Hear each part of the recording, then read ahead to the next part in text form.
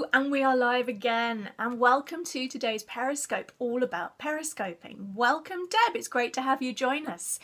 And today I want to talk you through some of the mistakes, hello 77 squared, I think, some of the most common mistakes I see people making on video. And this applies to Periscope, it applies to YouTube, to Vimeo, wherever it is that you're live streaming. It's even more important on Periscope though, because it's so impromptu. Thank you, hello. Wow, you're all joining us, this is fantastic. Great, I'm going to be as quick as I can, and there'll be a replay. So, over the past year, I have done over 300 videos, either for training courses, or for clients, or for, oh thank you, very helpful yesterday, glad you enjoyed it. Running videos is something I have had to do because it's part of my job. Yeah, I create videos for my people on my newsletters, I create videos for people on my training courses, and I edit all my own videos. I hate doing that bit, but it's really useful way to learn. So what I want to share with you today is some insider secrets from the thousands of videos I've now created over the last decade. Thank you for the hearts. So that you can dive in and become a Periscope pro much more quickly. My journey took me 13 years. I'm a certified NLP trainer. I mentor passionate world changers. As an NLP trainer, I've been taught how to train. I've been taught how to stand still. I've been taught how to speak. This is my bread and butter. I want to share some of the gems with you so you can avoid the rookie mistakes that could end up making you look like an amateur and distracting your tribe. I want you to be able to Periscope like a pro. So are you ready? Do you have any questions? I'd love to hear from you via the comments. Have you Periscoped yet? Are you just looking at doing it? Come and let us know. Wow, there's a lot of hearts going on here. Bless you guys. So are you ready? So the first thing I notice when so many people are doing their live videos is they're looking in the wrong place. Have you ever seen when people are doing their first videos, their content might be brilliant, but the camera's not in the right place, yeah? Oh, just looking at doing it, so exciting, fantastic, Deb. So one of the things I see, and I'm going to mimic this, okay, is I see people doing stuff like this, and they're looking down at the camera's on their desk, or if they're on their computer, I had to rearrange my office here, they're kind of like this, looking up at the screen, because the way we position ourselves, you know, we're not doing TV here, yeah?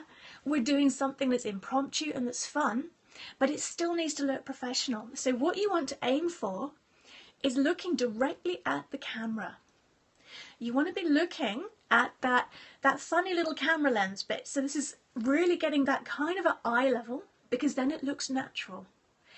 And when it looks natural, your audience relaxes, they let go, and they're much more likely to trust you. When you're standing up and staring down at them, you know, we're all looking down our noses, it really affects your message. It's a tiny tweak. You're welcome. God, this is fantastic today. So glad to have you all here. So that's the first mistake I see people making. You need to get the camera about eye level and play with this. Do some recordings on your own, on your phone, or on your computer, on your Mac or your laptop. Play with it. See what works for your face. Because if you're looking down at the camera or you're looking up at the camera, it's not going to work. Kind of eye level. I've got it slightly below eye level at the moment because that seems to work best for the setup I've got here. But when I'm using my webcam to do more professional videos, I really make sure it's eye level. It makes a huge difference. Because the other thing is, if you're looking down, your eyes kind of go, and it looks like you're half asleep. When you're looking level, your eyes are naturally more open. We connect with the eyes.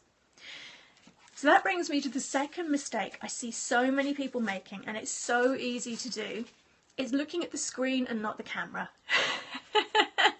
Have you ever watched a video and thought this content is fantastic, but the person's staring down here? And if I look at the screen right now, can you see how we've lost our connection with each other? Because I'm looking at the screen, I'm not looking at you. Can you see the difference it makes? That tiny difference. So whatever you're using, whether it's Periscope or YouTube, Vimeo, whatever, make sure you're looking actually at the camera lens. Fantastic. Yeah, you do that. I can see. Any more comments on this and questions? Yeah, it makes a massive difference. And it's a really simple thing. When you know it, it's dead easy. It's totally distracting for you as a presenter because you keep wanting, oh, do I look okay? And is my hair all right? And how's my background? We'll come on to that in a minute. Look at the camera lens and your audience will connect with you, because your message will be brilliant, but if you're looking at the screen and you're not really talking to the audience, they're not going to get it. Yeah, makes such a difference. So easy to do. Just practice with it, play with it, have fun with this. So the next mistake I see people making, which is really easy for you to fix, I've got my crib sheets here, is the lighting. This one took me years. Now, I am not a professional photographer, and those of you, if there's anybody watching who is a professional photographer or a professional videographer, I apologize. I am so far from perfect on this, but I hope you'll all agree on this Periscope today that actually the lighting here is okay and it's working. Hello! Have I got my iPhone in a cradle? I have. I will show a picture of the cradle that I'm using on the replay page. For those of you who don't know yet, this is actually part of a free training course. So if you want to dive in and make the most of Periscope, I'm going to be covering the nuts and the bolts of how to get started on Periscope, but I'm also going to be sharing shortcuts from my 13 years of doing this kind of thing so that you can really rock Periscope, so you can figure out how to connect with your target audience, how to make it work for them and for you, how to really use it to grow your tribe, how to have fun with it, how to figure out what to say. God, the hearts are going everywhere today. Thank you, guys. If you want to get the free training, it's freeperiscopetraining.biz, freeperiscopetraining.biz. Welcome, Star. Whoa, now I'm nervous. It's cool to have you with us. So, the lighting. This one took me years and years and years of mistakes to figure out. Hi, Star. I now have lighting that I use with my desk-based periscopes and videos and Vimeos, whatever I'm doing. I'm going to show you what happens when I turn the lighting off. Are you ready for this? Can you see more wrinkles and the shadows, and it's really distracting? Yeah? When I turn the lighting back on, yay, it's kind of cool. Yeah, as Star says, you tap the screen for hearts, and please, I'd love to follow each other, and also if you know anybody who needs to be watching this training, please share it with them. So the lighting is really important. I've got a fancy light, there's a picture of it in our free Periscope training, but if you don't have a fancy light, use a desk light, experiment with this. And the lights make such a difference. Can you just see? I'm going to show you again. Lights off. Yeah, I kind of want to block out my window. I'm sitting in the dark. I might as well be in a cave. Lights back on. Makes a huge difference. Now, if I'm recording outside, I make sure I'm somewhere that's got indirect light on my face. So if you're doing a live Periscope on location, just be aware of the lighting. And a really top tip is to check this on your phone's camera before you go live on your scope. And I've had it in the past. I did one in Italy last week where the lighting was great on my phone's camera, and then on Periscope it just went haywire. You know what? I just kept going. People didn't mind too much. They wanted to hear the message. But really look at your lighting. Simple changes like a desk lamp behind your camera can make a huge difference. It doesn't have to cost a fortune, and it makes you look like a pro. So the next mistake I see people making is, yeah, the joy of going live, Star, is the background. Okay? Now, your background makes a really big difference, because if your background doesn't fit with the image and the brand and the message you want to get across, it's going to really distract people. Now, when I'm doing training course videos or I'm doing a video for a mentoring client, it's easy. I can arrange my background, I can crop it, I can do whatever I need to.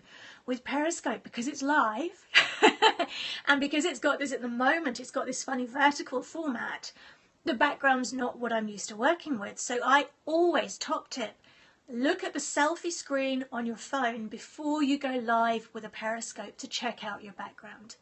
If it looks okay on your phone, it's most likely to look okay on a Periscope. Look at the background. Is it going to add to my discussion? Is it going to detract? Yep, the background I've got here today could be less cluttered, but hey, it's where my desk is, and it means that you get to see the authentic space where I'm creating this stuff for you. So any questions so far? Has this been helping? Yeah, absolutely. Don't do your videos with your laundry drying on an area behind you. You wouldn't believe what I've had to crop out of videos when I've not been concentrating. Nothing illegal, but certainly some stuff that would have been embarrassing. Yeah, brilliant tip from Star as well. Check your teeth for spinach. I know that sounds funny. Spinach, sesame seeds, you name it. Check your appearance. Just have a quick sanity check. It will save you so much embarrassment. So, how are you getting on so far? If you're finding this useful, I'd love to hear from you via the comments. I've got a couple more mistakes I want to share with you. And the next one is moving too much. Have you ever watched videos and people are like all over the place and, you know, they kind of can't sit still? And it's that classic presentation where the person is pacing up and down the stage. When you're on camera, you almost need to keep your body conscious, your body movements really, really conscious. If you're waving your hands around and it's so distracting. Do you find that distracting? Because I certainly do. It's actually something you need to practice. If you're naturally a very movie person, you need to practice slowing that down for the camera. You've got to bear in mind that people are going to be watching this on their iPhone screens, on their tablet screens, on their computer screens. Every movement you make is a distraction unless it's intentional. So if you're used to waving your hands around the whole time, then I really, really invite you play with doing videos that you're not broadcasting to get used to keeping most of your body still.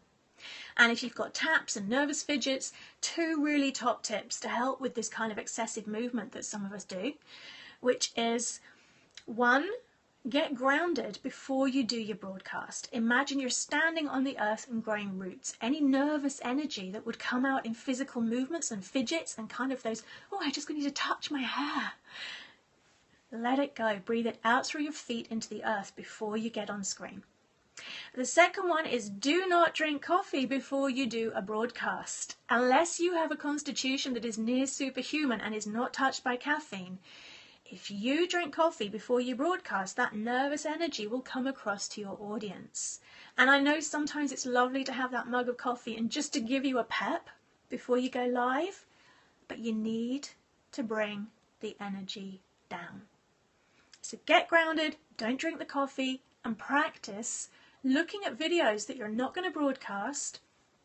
Absolutely start Never Coffee. Hello Simply Yoga. We're doing so beautiful to see so many of you here today. Get grounded and play. Play with recording and deliberate movement, stuff that you're not going to broadcast. You'll be amazed at the difference it makes. So, any questions so far, or shall I move on to the last few rookie mistakes that I often see in these videos so that you can avoid them and get periscoping like a pro? So, I'm down to my last 2. Waffling. The thing with Periscope, one of the things I love is the spontaneity. This is just like a conversation, and I appreciate that I can't actually see you, but I can see your comments, I can see the hearts, and I can really feel you out there, which is fantastic. So unlike a pre-recorded video that I might do for a training course, where I'm going to edit things out and I'll have an incredibly clear structure and I know exactly what we're going to deliver and how, and I've got a timeline in mind, this is much more spontaneous. So we can go off on tangents. I can answer your live questions. But if I was standing here waffling, you would be gone. And some of you might think I'm waffling, and I do apologise if I am, but you would be gone.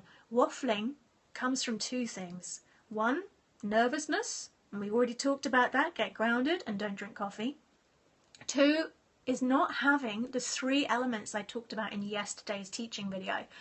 Is not having the clear benefit to your audience, not having the promise of the transformation or experience you're going to deliver, and not being clear on how you're going to deliver it. So although periscopes are spontaneous and live, you do still need to do some planning to think about what you're going to talk about.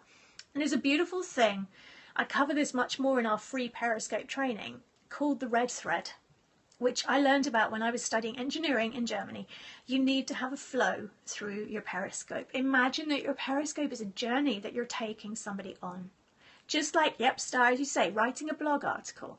Whatever it is that you want to talk about in your Periscope, have the step-by-step journey. So even if you need to go off and take sidelines so that you can answer questions and help people out, you can still come back to that red thread, that flow. People love signposts. The waffling comes when you're nervous, when you're underprepared. So, the final mistake I want to talk about today is not enjoying it.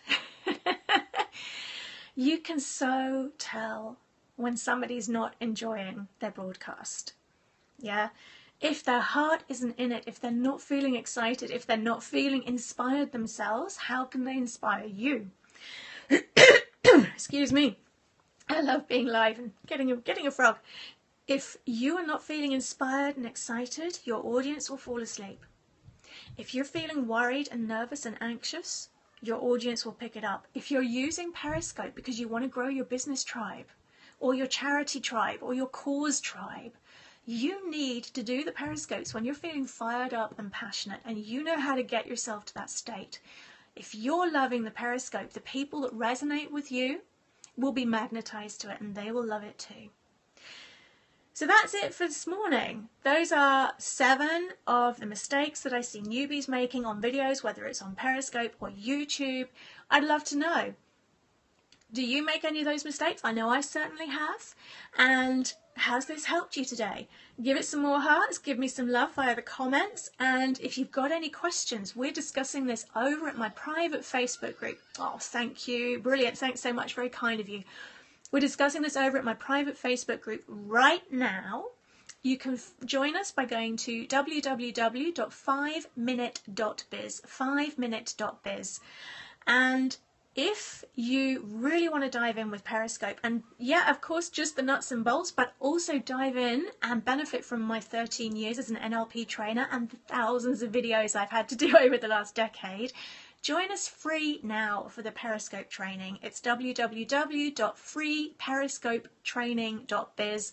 And if you know anybody in your network who really would benefit from this, please let them know. freeperiscopetraining.biz. My biggest prayer for you is that your future tribe and customers fall in love with you via Periscope, via anywhere that you want to use video. And if I can help you make that journey easier and more fun and more inspirational, I am here to help. I'll see you over at 5minute.biz. I'd love to carry on the discussion. I'll be back next time. The next video, I love this one, is how to be totally authentically you, even when you are absolutely bricking it and nervous. I want to share some of my real insider secrets as an NLP trainer for how to get up there on the Periscope stage and look completely confident. I'll see you then. Follow me at Clare Josa on Periscope. Thank you. Bye-bye.